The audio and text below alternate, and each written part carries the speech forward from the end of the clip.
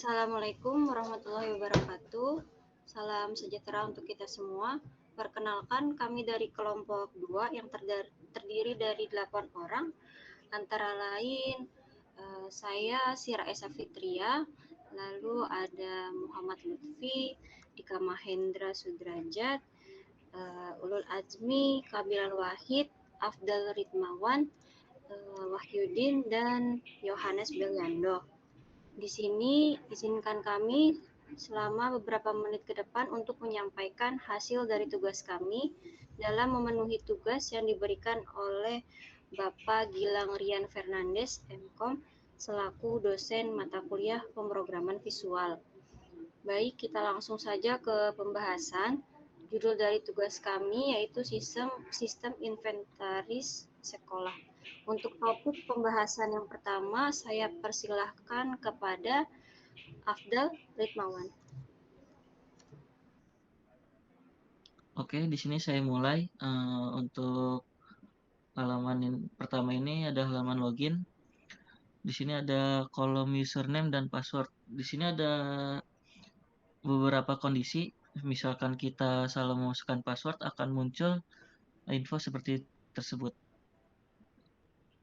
Username atau password salah. Dan jika kalau kita mengisi kosong, ada juga info tersebut muncul. Oke, kalau dan misalkan kita isi sesuai dengan database, maka akan muncul info tersebut. Login berhasil. Baik, selanjutnya muncul di halaman pertama di selamat datang di sistem inventaris SD Setia. Berikutnya langsung ke menu dashboard. Di sini saya akan menjelaskan beberapa kolom untuk angka-angka yang muncul pada saat ini itu dapat dari query database. Dan ada juga tanggal yang hari ini. Oke, selanjutnya form data sekolah. Baik, selanjutnya untuk penjelasan form data sekolah. Di sini ada ID sekolah, NPSN, nama sekolah, dan alamat. Ini dipakai untuk informasi data sekolah ini. Lalu sebelah kanannya itu ada jumlah aset, nilai aset, total pegawai, total ruangan. Itu sebagai ringkasan data lah ya, yang didapat dari query database. Berikutnya di sini ada button-buttonnya, ada simpan. Itu dipakai untuk pada awalan jika data tuh masih kosong. Terus ada juga button batal. Ini ketika kita memasukkan data, sedang mengubah data. Ketika kita klik batal itu akan menghapusi ini batalan. Nah, seperti tersebut. Lalu selanjutnya ada ubah data. Yang dimana misalkan kita contoh ini kita ubah SD Setia menjadi SD Setia Bekasi Timur. Lalu kita klik perbarui data. Lalu akan muncul oke. Nah, di sini kita akan disuruh untuk mereload form. Sekarang kita klik yes. Nah, di sini masuk halaman login lagi. Kita masukkan login data.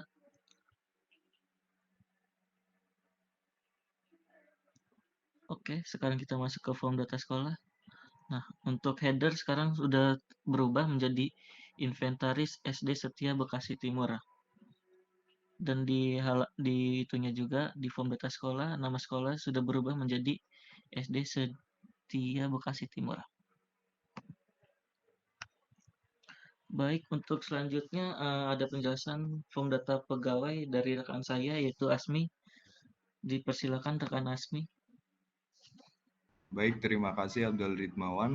Kemudian saya di sini Ulul Azmi akan menjelaskan form data pegawai. Di mana di form data pegawai ini ada 6 field yang harus diisi. Akan tetapi untuk ID pegawai di sini akan melanjutkan dari data terakhir yang tersimpan, di mana di sini ada ID pegawai 005. Maka jika saya akan membuat yang baru, maka akan tertulis ID pegawai 006 seperti itu. Kemudian di NIP, nama pegawai, jenis kelamin, alamat, jabatan, dan nomor telepon itu harus diisi sesuai dengan admin nantinya yang akan masuk ke form data pegawai ini.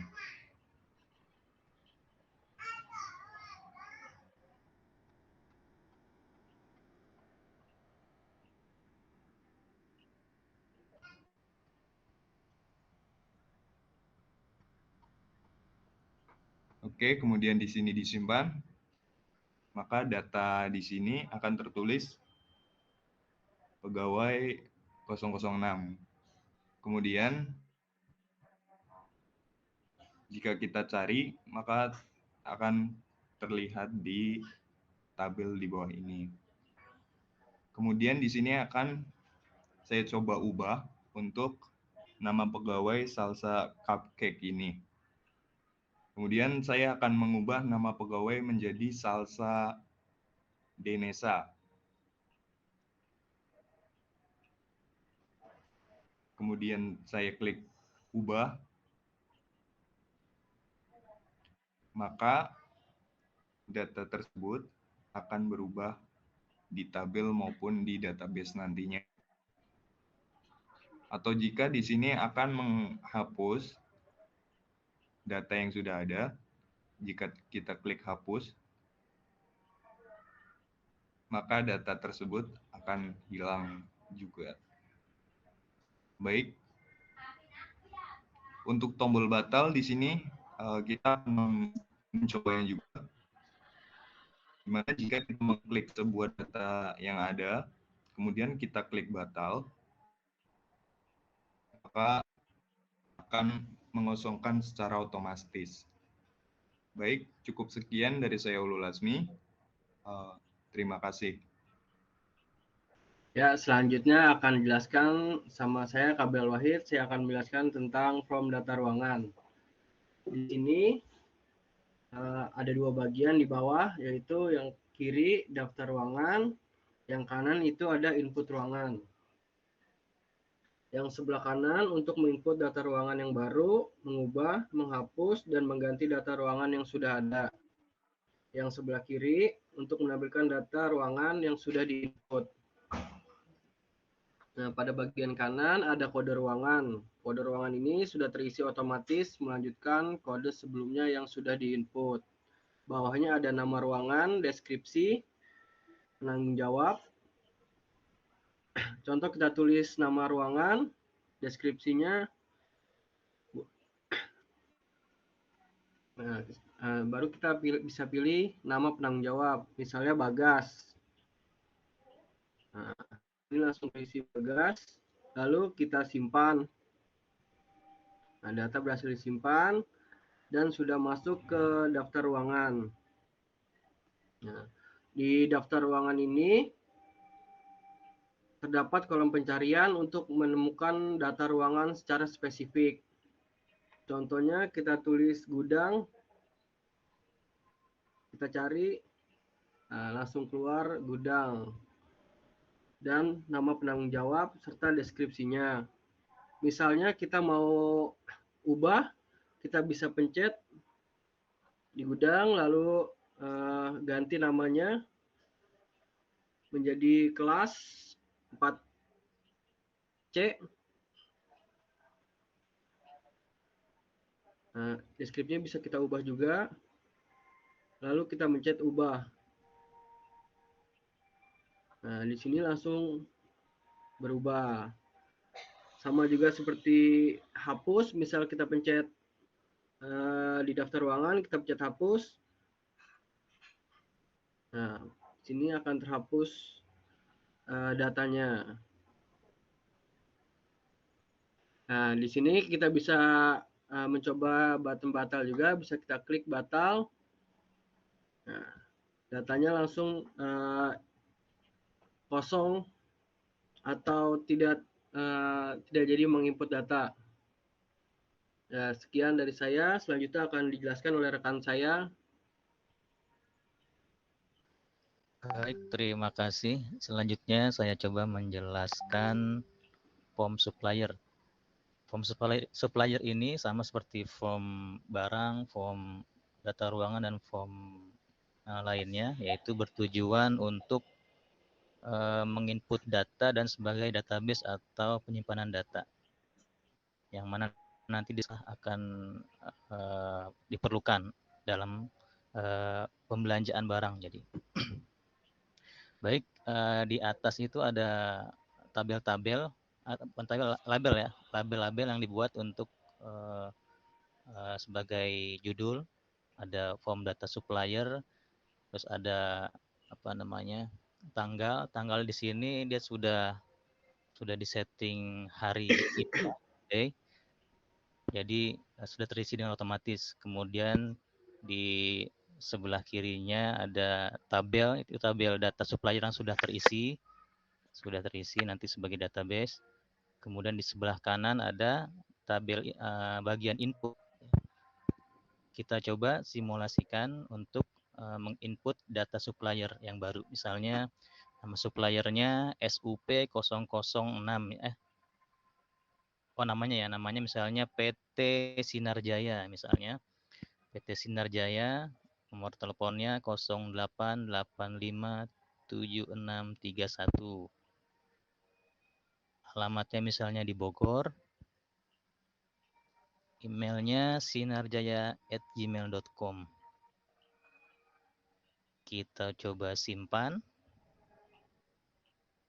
Ya, berhasil. Oke. Nah, di sini untuk kode supplier sudah otomatis terisi. Jadi kode supplier sudah otomatis terisi. Kita coba cari di tombol pencarian, akan muncul Sinar Jaya.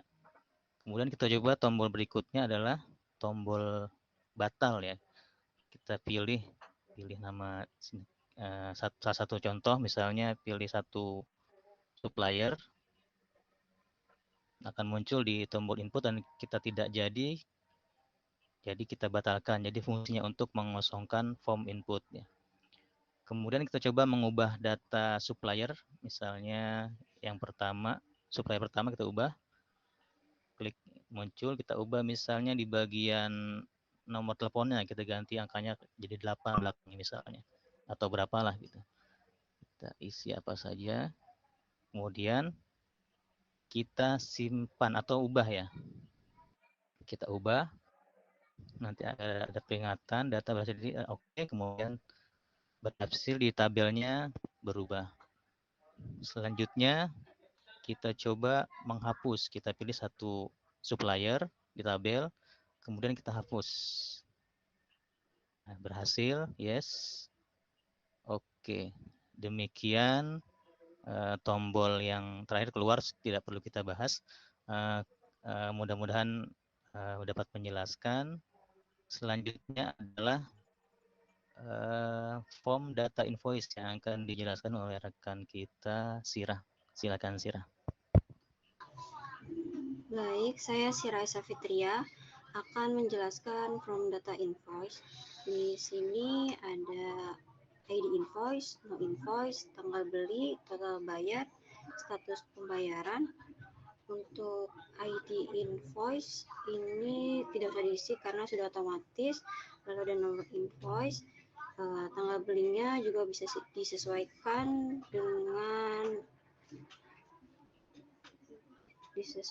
di bagian ini ada. Lalu total bayar dan status pembayaran. Di sini ada pilihan lunas atau belum lunas dengan combo box. Untuk kode supplier bisa dicari dan akan muncul data supplier.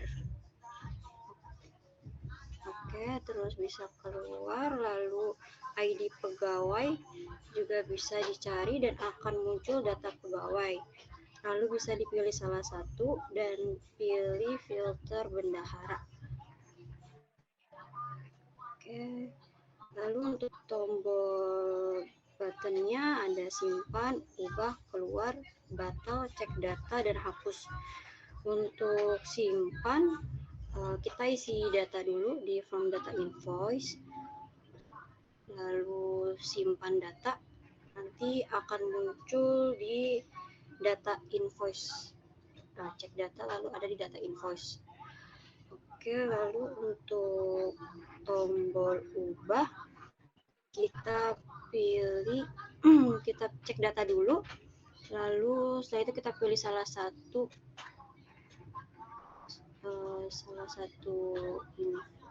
nomor invoice, lalu kita ubah.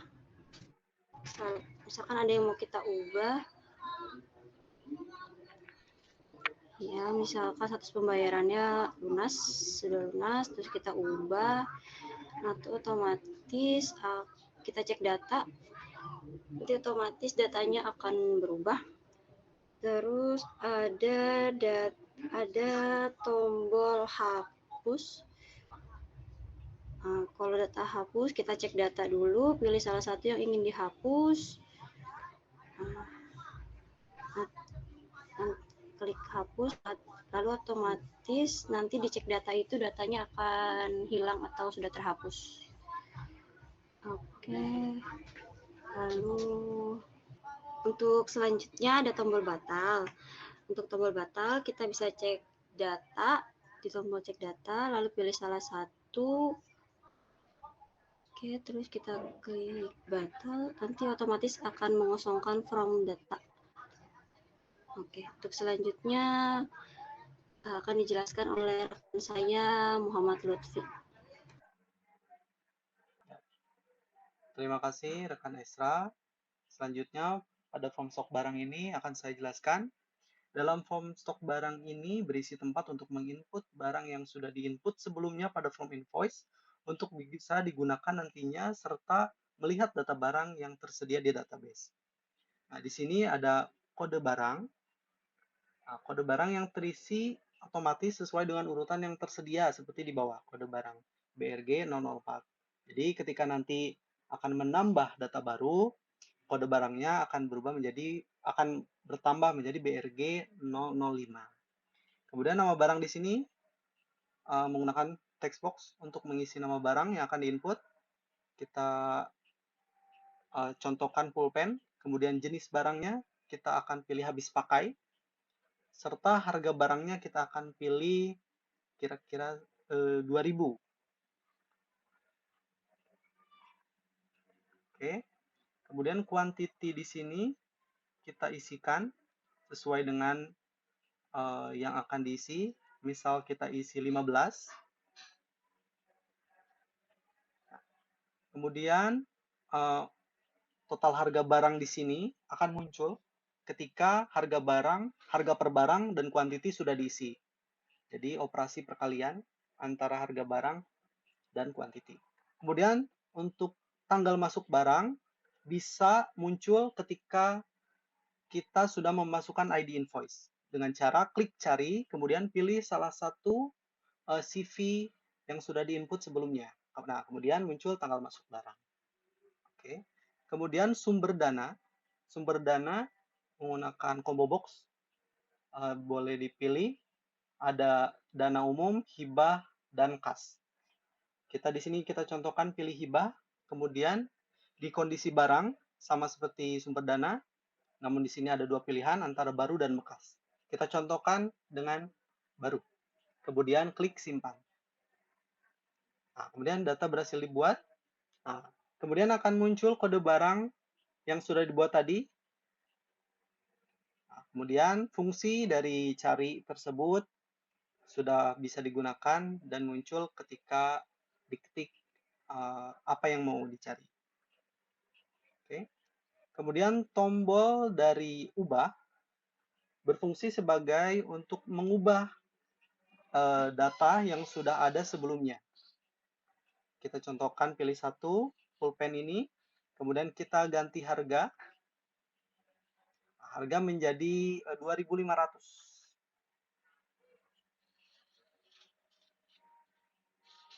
Ya, kemudian total harga juga berubah tergantung kuantiti yang dimasukkan, kemudian klik ubah. Nah, kemudian berhasil data sudah berubah. Ya, oke. Kemudian kita coba untuk tombol batal, kita cari dulu barang yang akan diubah, misal contoh pulpen, kemudian karena kekeliruan atau hal lain, kemudian kita akan ganti, bisa dengan cara klik batal.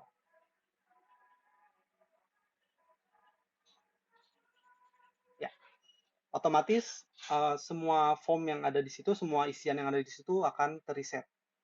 Kemudian ada tombol hapus di sini. Kita pilih dulu salah satu barang yang akan kita hapus.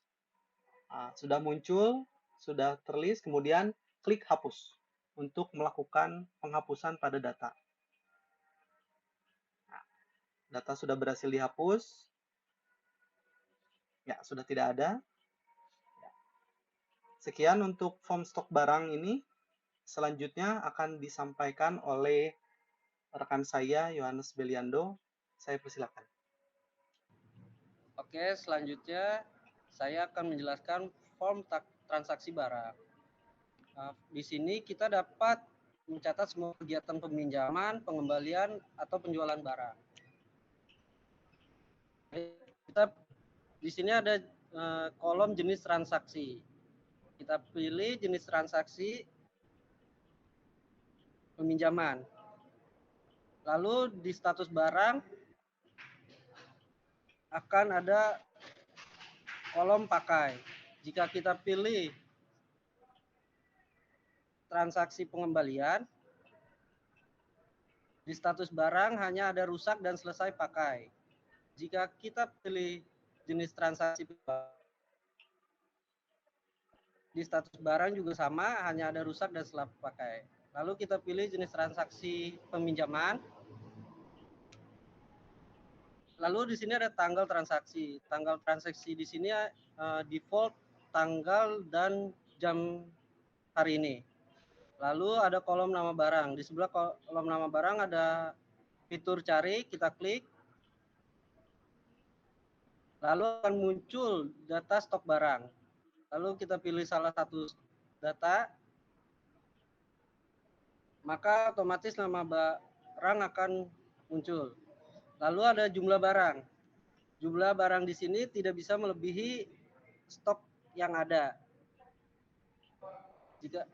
Dan tidak bisa lebih kurang dari 0. Oke. Lalu lanjut kita ke nama ruangan. Kita cari, kita pilih data ruangan. Maka di kolom nama ruangan dan nama pegawai akan terisi otomatis. Lalu di sini ada tombol SIM. Kita klik untuk menyimpan data transaksi. Lalu jika kita ingin mengubah, kita klik salah satu transaksi yang tadi, lalu kita ubah misal jumlah barangnya jadi 1,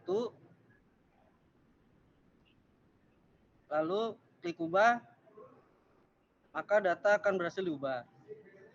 Lalu ada tombol batal. Jika kita klik batal, maka kolom akan terhapus semua. Lalu ada tombol hapus. Jika kita ragu dengan transaksi yang tadi, kita dapat menghapus. Klik hapus. Oke, maka data terhapus. Baik, selanjutnya akan dilanjutkan oleh rekan saya.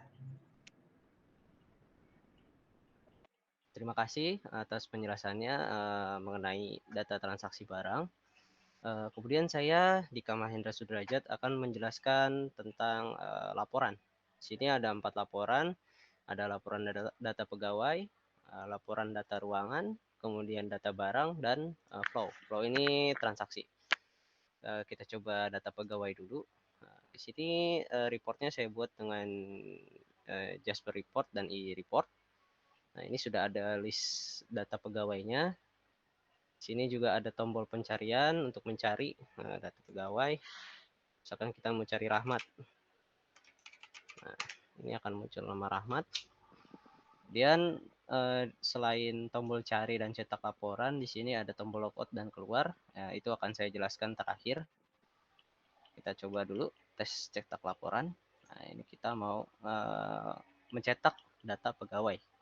Nah, dia akan otomatis memunculkan sebuah window baru, di mana window ini berisi data pegawai yang sudah berbentuk table.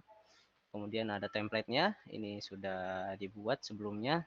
Di template ini ada judul, ada header, ada nama sistemnya, kemudian laporannya, kemudian ada tanggal dibuatnya laporan, kemudian ada datanya, kemudian di bawahnya ada tanggal, kemudian ada orang yang menandatangani atau mengetahui form ini akan dicetak. Oke, ini untuk data pegawai. Di sini juga kita bisa melakukan print. Kita bisa memilih printernya, kita bisa mencetaknya menjadi PDF. Kita cetak, kita pilih misalkan di download, save, namanya kan data pegawai. Nah, ini sudah tersimpan.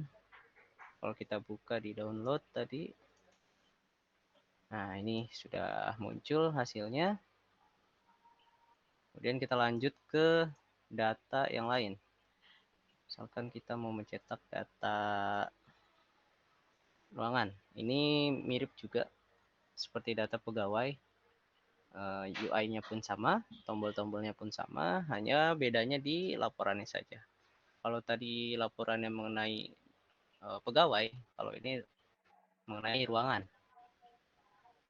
Nah, ini ruangan juga sudah bisa di print juga, sama seperti tadi, bisa kita convert juga menjadi PDF. Kita cancel.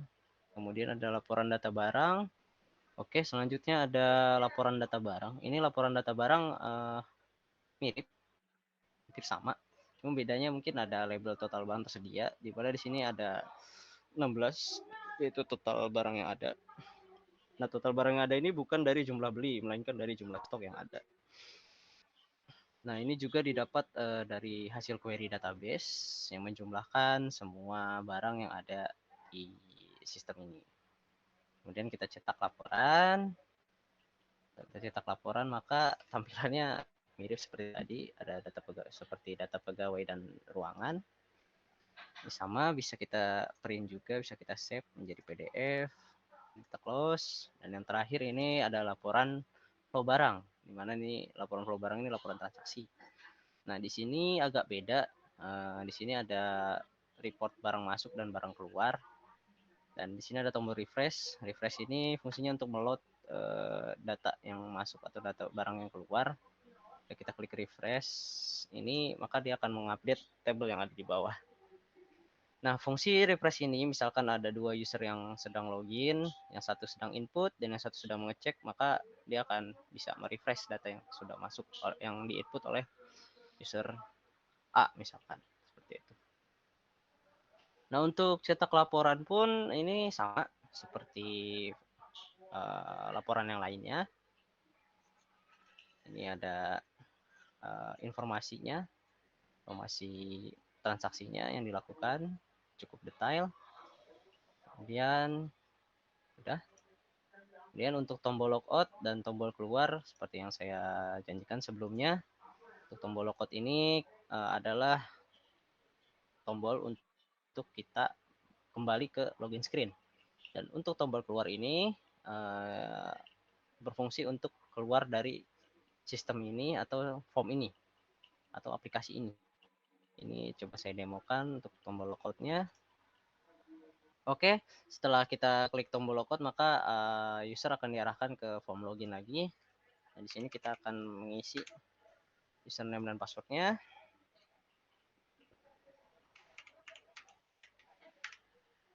Nah, ini berhasil login. Kemudian untuk tombol keluar tadi, ini perbedaannya jika kita klik tombol keluar, maka dia akan keluar dari aplikasi atau formnya. Sekian dari saya, kurang lebih mohon maaf atas kekurangannya. Kemudian selanjutnya akan dilanjutkan oleh rekan saya, Sirah. Silakan, Sirah. Baik, terima kasih untuk penjelasannya. Sekian presentasi terkait sistem manajemen inventaris sekolah ini. Mohon maaf bila ada kesalahan dan kekeliruan dalam pengucapan maupun kekurangan lainnya. Terima kasih atas perhatiannya. Kami ucapkan banyak terima kasih terkhusus kepada Bapak Gilang Rian Fernandes, Pemkom, selaku dosen pemrograman visual, atas ilmu yang telah disampaikan. Semoga bisa menjadi banyak manfaat bagi kami. Sekali lagi kami ucapkan terima kasih. Wassalamualaikum warahmatullahi wabarakatuh.